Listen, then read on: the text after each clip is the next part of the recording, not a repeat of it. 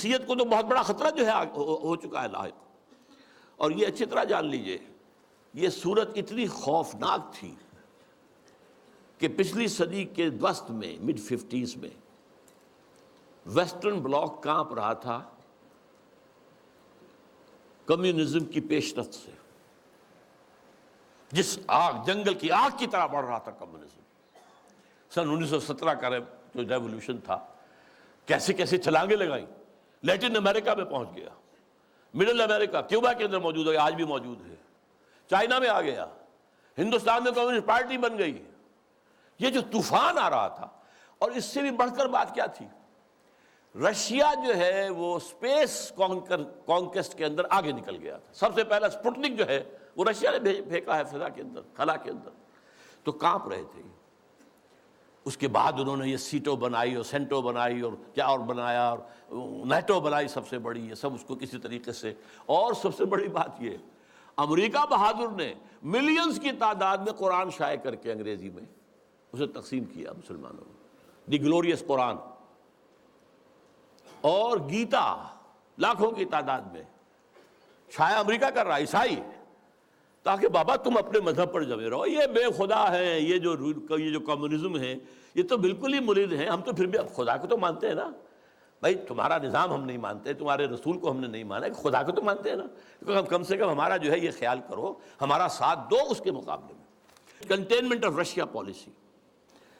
تو یہ جو کہہ رہا ہے کہ گرچہ ہیں تیرے مرید افرنگ کے صاحب تمام، اب مجھے ان کی فراست پر نہیں ہے اعتبار، وہ یہودی فتنگر، وہ روح مصدق کا بروز، ہر قبا ہونے کو ہے اس کے جنوں سے تار تار، زاغ دشتی ہو رہا ہے ہم سر شاہین و چرغ، کتنی سرعت سے بدلتا ہے مزاج روزگار، چھا گئی آشفتہ ہو کر وسعت افلاک پر، جس کو نادانی سے ہم سمجھے تھے کہ مشت غبار، ہم سمجھے تھے تو ایک ہے، ایک ملک میں ریولوشن آ گیا ہے نا، رشیا کے اندر آ گیا ہے، بولشوک ریولوشن آ گیا ہے، مشت غبار ہے بس، دیکھیے تو آندھی بن گئی ہے، چھا گئی آشفتہ ہو کر وسعت افلاک پر، پوری دنیا میں گلوب کے اندر جا رہی ہے۔ ہمارا نظام، ہمارا جو یہ سرمایہ دارانہ نظام ہے تو ختم ہو جائے گا، تباہ و برباد ہو جائے گا۔ فتنہ فردا کی ہیبت کا یہ عالم ہے کہ اب دیکھیے ہیبت کا لفظ، یہ جو میں نے آپ کو بتایا ہے، اقبال کے سامنے وہ نقشہ نہیں تھا، لیکن میں نے جو آپ کو بتایا ہے کہ جس طریقے سے کہ ویسٹرن بلاک کانپ رہا تھا کہ رشیا اور اس کا جو یہ نظام ہے اس تیزی کے ساتھ بڑھ رہا ہے، تو ہمارے قدم تو نہیں جم سکتے اس کے مقابلے میں۔ فتنہ فردا کی ہیبت کا یہ عالم ہے کہ آج کانپتے ہیں کوہسارو مرغزارو جوئے بار، میرے آقا وہ جہاں زیر و زبر ہونے کو ہے، جس جہاں کا ہے فقط تیری سیادت پر مدار۔ حضرت ابلیس ذرا غور کیجئے، اب وہ جہان جو ہم نے بنایا تھا، باطل جہان، ظالم جہان، باطل اور ظالم نظام، اس وہ سب کے سب جو ہے اس کے تارو پود بکھر جائیں گے۔ اب یہ آخری خطاب ہے، یہ ابلیس کا ہے۔ پھر وہ اپنے اسی لاف زنی کے انداز میں آغاز فرماتے ہیں، ہے میرے دست تصرف میں جہان رنگ و بو۔ یہ جہان رنگ و بو جو ہے، یہ عالم ارضی، یہ میرے دست تصرف میں ہے، میرے قدرت میں ہے، میری فوجیں ہیں، میرے کارندے ہیں، میرے چیلے ہیں، میرے شاگرد ہیں، میرے ایجنٹ ہیں، یہ سب کے سب ہیں جو اس وقت کنٹرول کر رہے ہیں کائنات کو۔ کیا زمین، کیا مہرماں، کیا آسمان تو بتو، نہ صرف زمین بلکہ آسمان بھی میرے قبضے میں ہے۔ میں نے جب گرما دیا اقوام یورپ کا لہو، دیکھ لیں گے اپنی آنکھوں سے تماشا شرق و غرب و شرق، میں نے جب گرما دیا اقوام یورپ کا لہو۔ اب یہ اقوام یورپ کا لہو گرم ہوا ہے ورلڈ وار نمبر 2۔ یہ جنگ کن کے مابین تھی؟ اقوام غربی کا تھا، یورپ میں ہوئی، کروڑوں انسان قتل ہوئے۔ اور اب ورلڈ وار 3 از ان دی آفنگ، سر پر لٹکی ہوئی ہے۔ کچھ ٹائم فیکٹر کی بات ہے، کتنا وقت لگے، یہ میرا مستقل موضوع ہے جس پر میری گفتگویں ہوتی رہتی ہیں، اس وقت وقت نہیں لوں گا زیادہ، لیکن بہرحال وہ سر پہ ٹنگی ہوئی تلوار کے مانند ہے۔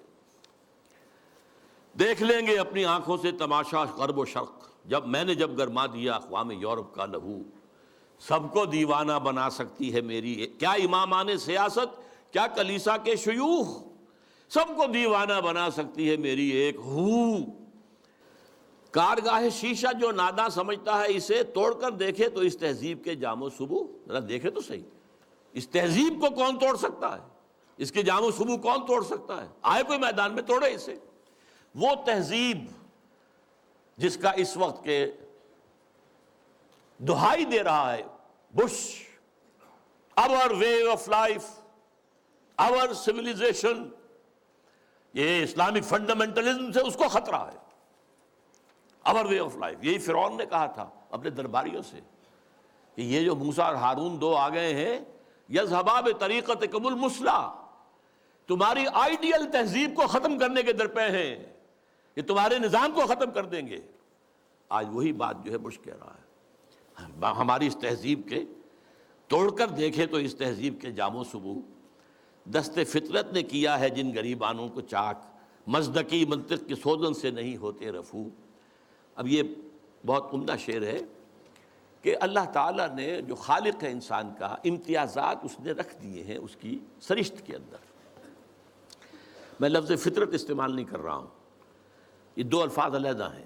سرشت، سرشتن گودنا، یہ جو ہماری جو اینیمل انسٹنکٹس ہیں وہ سرشت ہے، جو ہمارے اندر جو روحانی تقاضے ہیں وہ ہماری فطرت ہے۔ فطرت اللہ التی فطر الناس علیہا، اس کی تو نسبت جو ہے ذات باری تعالیٰ کے ساتھ ہے، وَنَفَخْتُ فِيهِ مِن رُوحِی۔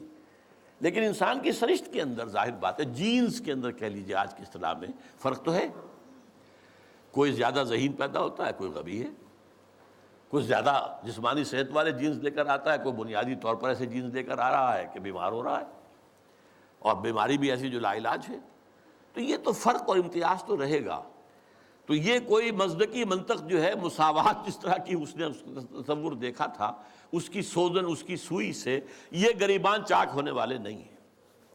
اسلام نے بھی ان کو ختم نہیں کیا ہے، ان کو ایک حد میں لایا ہے، زیادہ گیپ نہ ہو جائے۔ ابھی ایک علیحدہ موضوع ہو جائے گا اسلام کا معاشی نظام کیا ہے۔ اس نے دو چیزوں کو زنجیر، دو جنوں کو زنجیر ڈال دی ہے، سود اور جوا، اور دو مزید، جنسی جذبات کو بھڑکا کر کوئی آمدنی، اور منشیات کو فروغ دے کر آمدنی، چار چیزیں نکال دیجئے تو ویسٹرن کیپٹلزم اسلامی نظام بن جائے گا۔ Private ownership, private enterprise, personal initiative, demand and supply, hire and fire, یہ سارے اصول جو ہیں، مارکیٹ اکانومی، یہ سب اسلام میں بھی ہے۔ بس یہ ہے کہ یہ سود کے ذریعے سے یہ جو سرمایہ کاری ہے یہ سرمایہ داری بن جاتی ہے۔ جیسے وہ آکاش بیل ہوتی ہے، درخت کے اوپر چھا گئی اور اس پورے درخت کی جو جتنی بھی اس کے اندر توانائی تھی کھینچ لیا اس کو، وہ پھر سرمایہ داری بن جاتی۔ جوا، سٹاک ایکسچینج، ایک ہینڈل جو ہے ادھر سے ادھر کیا اور کریش ہو رہا ہے، مارکیٹ کریش ہو رہی ہے، بلینز اینڈ بلینز گون، اور وہ صرف ایک لیور کو کھینچنے کی بات ہے۔ یہ ساری چیزیں آپ کے علم میں ہیں۔ دست فطرت نے کیا ہے جن گریبانوں کو چاک، مزدکی منطق کی سوزن سے نہیں ہوتے رفو، کب ڈرا سکتے ہیں مجھ کو اشتراکی کوچہ گرد، یعنی تم جن سے گھبرا رہے ہو یہ مجھے تو نہیں ڈرا سکتے، مجھے ان سے کوئی خوف نہیں۔ یہ پریشاں روزگار آشفتہ مغز آشفتہ ہوں، یہ تو دیوانے قسم کے کچھ لوگ ہیں، ان کے خیالات بھی دیوانگی کے ہیں۔ ہے اگر کوئی خطر مجھ کو تو اس امت سے ہے، یہ ہے اب کلائمیکس اس کا، جس کی خاکستر میں ہے اب تک شرار آرزو۔ بہت اہم ہیں یہ الفاظ، اگرچہ دنیا میں ابھی کہیں اسلامی نظام موجود نہیں ہے، we have to admit۔ دنیا کہتی ہے اسلامی نظام، بھائی کتاب میں ہے، اس میں پڑھ لو یہ نظام ہے، وہ کہتے دکھاؤ کہیں، نہیں، سوری، کہیں نہیں ہے، کہیں آثار بھی نہیں ہے ابھی تک، تو کم سے کم نظر تو نہیں آ رہے۔ لیکن اس کی نگاہ دیکھ رہی تھی جبریل اس ابلیس کی 80 برس پہلے، اور آج وہی ویژن ویسٹ کو حاصل ہو چکا ہے۔ اس کی خاکستر میں ہے اب تک شرار آرزو۔ خاکستر ایک اگر انگارہ ہے، انگارے کے اوپر راکھ آ جاتی ہے تو آگ تو نظر نہیں آتی، تو راکھ ہے۔ کہیں اب آپ اسے اٹھائیں گے اور وہ اگر راکھ نکل گئی پھر پتہ چلے گا اندر کیا ہے۔ یہ وہ دیکھ رہا ہے۔ اس امت کی خاکستر میں شرار آرزو موجود ہے اگر مجھ کو خطر کوئی تو اس امت سے ہے جس کی خاکستر میں ہے اب تک شرار آرزو۔ یہ شرار آرزو پیدا کب ہوا یہ بھی سمجھ لیجئے۔ ویسٹرن کولونیلزم کا بستر جب طے ہوا، وہ نئی بساط بچھانی ہے اس کے بعد ہی، جیسے ہی ویسٹرن کولونیلزم گیا ہے ورلڈ بینک صاحب تشریف لے آئے، اسی وقت قائم ہوئے ہیں مالیاتی استعمار کا آغاز۔ لیکن جب یہ طے ہوا اب ہم مسلمان بھی آزاد ہو گئے تو خیال آیا جیسے کسی بے ہوش سے ہوش میں آنے کے بعد یاد آتا ہے میں کیا تھا، ہم کیا تھے، ہمارا بھی تو ایک نظام تھا، کم سے کم یہ کہ ہمارے بھی کچھ قوانین تھے، کچھ تعزیرات تھیں، کچھ حدود تھے، کچھ سزائیں تھیں، کوئی فیملی لاز تھے، کوئی ہمارے جو قانون وراثت تھا، ہماری تہذیب تھی، ہمارے ہاں کی وہ شرم اور عفت والی جو ہے ایک معاشرت تھی، وہ یاد آئی اور ایک خواہش دل میں انگڑائیاں لینے لگی۔ And this was a universal phenomenon from Indonesia till Mauritania. مسجوبی پارٹی، جماعت اسلامی، خاکسار اسلام کے غلبے کے لیے، فدائیین ایران میں، مسجوبی پارٹی انڈونیشیا میں، الاخوان المسلمون مصر میں، عباد الرحمن لبنان میں، سعید نورسی ترکی میں، وغیرہ وغیرہ وغیرہ، یہ سب تحریک ایک ہے۔ نعیم صدیقی مرحوم نے ایک نظم بھی کہی تھی، مجھے اب وہ یاد تو نہیں ہے ایک ہی جذبہ، کہیں اونچا کہیں مدھم، یہ ایک ہی جذبہ ہے، یہ سارا کا سارا، نام اور ہے، وہ اخوان ہیں، یہ جماعت اسلامی ہے، یہ خاکسار ہیں۔ خاکسار بھی ایک وقت میں بڑے زور شور سے اٹھے تھے۔ بہرحال یہ جذبہ جو ہے اس وقت سے ہے، لیکن افسوس یہ جذبہ دو چیزوں میں ٹھوکر کھا گیا۔ ایک تو اس نے یہ سپوز کر لیا جب ہم مسلمان ہیں تو ایمان تو ہمارے اندر ہے، بس یہ سب سے بڑی غلط، ایمان نہیں ہے بھائی، یہ ایک موروثی عقیدہ ہے، اٹس ناٹ ایمان۔ ایمان وہ ہوتا ہے جو پرسنل کنوکشن کی شکل اختیار کرے، یقین پیدا کرے، ناداں یقین سے ہاتھ آتی ہے وہ درویشی کے جس کے سامنے جھکتی ہے فغفوری۔ You start with this that we are Muslims, so that we are Momins۔ اب بس صرف عمارت بنانی ہے، اللہ اللہ غلط۔ اصل میں تو ایمان کی دوبارہ تجدید بنیاد ہے اس کام کی۔ اور نمبر دو یہ کہ انہوں نے سوچا کہ دنیا میں اور جس طریقے سے چیزیں چلتی ہیں ایسے ہی ہم بھی کہیں الیکشن میں حصہ لے کر لیں، کہیں کچھ اور کام کر لیں، کہیں کوئی فوجی بغاوت سے کر لیں۔ نہیں بھائی، اس سے نہیں ہوگا۔ اس کا طریقہ وہی ہوگا جو محمد الرسول اللہ کا تھا صلی اللہ علیہ وسلم۔ پوری انسانی زندگی میں ایک ہی مرتبہ، اور تمام انبیاء اور رسول کی جماعت میں سے صرف ایک ہی شخص کے ہاتھوں وہ انقلاب برپا ہوا تھا اور کسی کے ہاتھوں نہیں ہوا، اور وہ ہے محمد صلی اللہ علیہ وسلم۔ وہی اول، وہی آخر، اور اب بھی ہونا ہے، یہ صحیح ہے۔ ابلیس بھی ٹھیک دیکھ رہا ہے اور علامہ اقبال نے بھی ٹھیک دیکھا، اور آج بش بھی ٹھیک دیکھ رہا ہے، بلیئر اس کا چھوٹا بھائی بھی دیکھ رہا ہے۔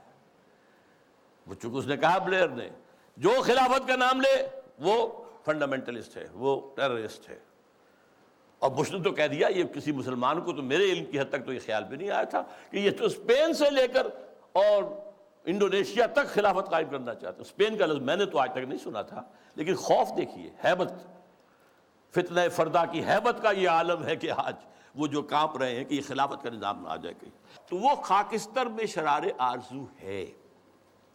اندیشہ یہی ہے کہ کہیں یہ بڑھ کر کوئی بہت بڑے طوفان کی شکل اختیار نہ کر لے۔